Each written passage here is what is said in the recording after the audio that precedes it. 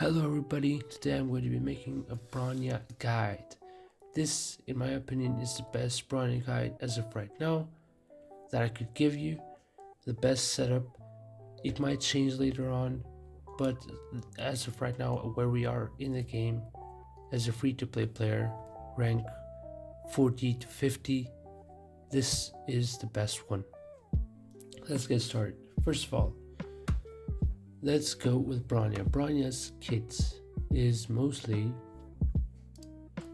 her light cone, traces, her Relics. I'm not going to be talking about the Eidolons, as that is a pay to win factor. First of all, Bronya has her basic attack. Her basic attack is basically a nuke. It deals a ton of damage. It is pretty good for breaking shields. You also have one trace that gives her 100% crit rate for her basic attack, which makes her do a bit more, but she doesn't do a lot of damage, to be honest, because she's a support and that's not her function. Next is her talent. Her talent makes that Bronya, after she uses her basic attack, her next action will be advanced forward. This is one of the most important. This is also a trace, is the most important trace if you're going for Bronya, because she's very basic attack heavy for generating those skill points, and she does generate a ton of skill points. Next is her ultimate, the Bellobog March, which increases the attack of all allies as well as their critical damage equal to a percentage of Bronya's critical damage plus a certain percentage for 2 turns. This can also be upgraded with upgrading the traits or talent, if we call it. Next is Bronya's skill. Bronya's skill is also one of the most important parts of her kit. This is basically the most important part if you're using her as a hyper carry, which you probably will either be using this one or the dedicated support, but most people I think will be using the hyper carry version. Basically, it dispels debuff from a single ally that you use the skill on, and also immediately allows them to take their turn, even if they've already used their turn, by also increasing the damage by a certain percentage, which is quite a huge percentage also.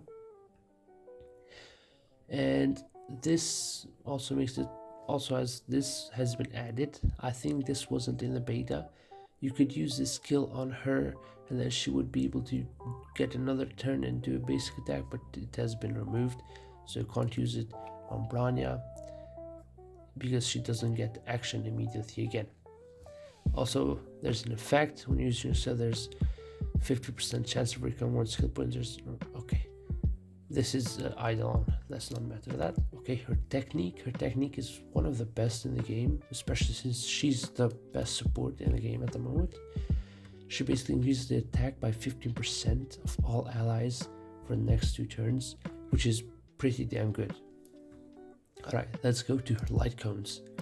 Her light cones, her best in slot light cone is the battle isn't over. This is, I feel like, the best light cone for the hyper carry though, not the dedicated support. For the hyper carry, this is the best one, but you can also use meshing cogs, which is pretty damn good. The problem is that it's a 3-star, which really kind of slows down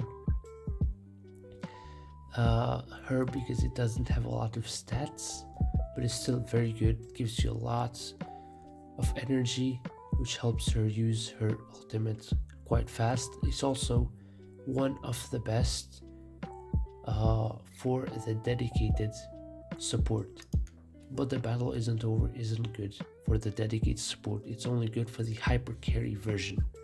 By dedicated support, I mean Bronya only uses her basic attack, doesn't use her skill, so she doesn't use skill points, and generates and only uses her ultimate. That's basically dedicated support, while the hyper carry uses about 2 basics and a skill, which means she generates 2 skill points and uses one to boost a certain character and give them an extra turn, while leaving one so that said character can also use their skill. That's basically the hypercarry version. I'm going to be mostly talking about that. So her best in slot is obviously for the hyper carry, her 5-star weapon. Next, you can use meshing cogs as well as memories of the past, but I don't seem to have that one. It's basically a 4-star light cone, which is pretty good for her as well. Now, her traces. Bronya's traces are these.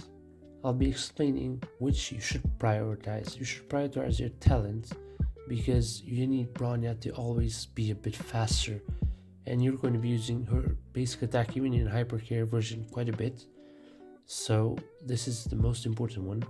Then it's her ultimate and skill. These are equally in importance, so you can do one and the other, like swap between them, make sure they're pretty balanced. Then only if you want to, you can do the basic attack, which isn't really that useful since she doesn't do a lot of damage either way.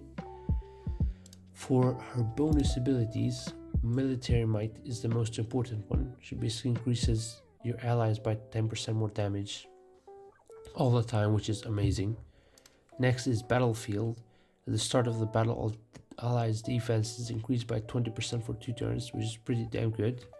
And lastly, it's command, which basically makes it the crit rate for basic attack increases by 100%. Next is what relics you should get for her. The best relic for her is Eagle of Twilight, but you can use any of them at the moment as it's still only the start of the game. These are all sets. These two are sets, and you can't change their main stats, so just look at the other substats and get something. Mine aren't that good, so I'll just be telling you what you should get. Here on the chest piece, you get critical damage. It's the best one you can get. Here you should definitely get speed, like this for example, because you need your Celia to be as fast as possible.